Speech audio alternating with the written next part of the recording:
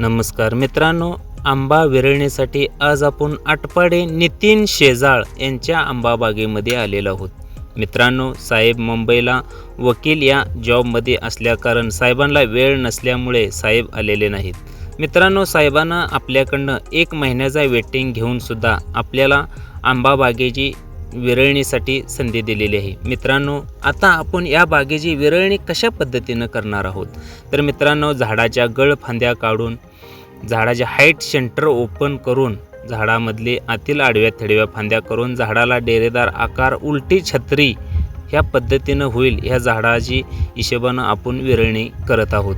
तर मित्रांनो, विरळणी करत असताना झाडाची विरळणीसुद्धा व्हावी, झाडाला फांद्यासुद्धा काडी भरपूर राहावी, येणाऱ्या वर्षी मालही भरपूर लागावा, ह्या सर्व गोष्टींचा विचार करून आपण ह्या बागेची विरळणी करत आहोत.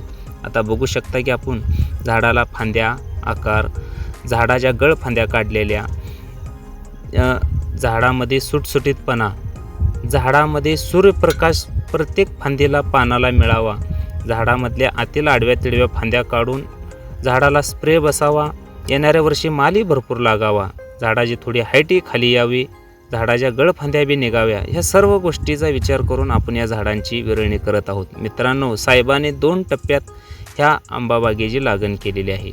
थोडीशी झाडं मोठी आहेत आणि काही झाडं लहान बी आहेत. तर मित्रांनो, झाडं एकच नंबर साहेबांनी डेव्हलप केलेली आहेत. तर मित्रांनो, आता आपण ह्या बागेची विरळणी या झाडाची केलेली आहे. बघू शकता की झाडाची विरळणी कशा पद्धतीने केलेली आहे. मित्रांनो, साहेबाचा आपल्याशी कॉन्टॅक्ट काही नसताना यूट्यूबच्या माध्यमातून संपर्क होऊन साहेबांनी आपल्याशी संपर्क साधलेला आहे. मी विनोद सावंत, धन्यवाद.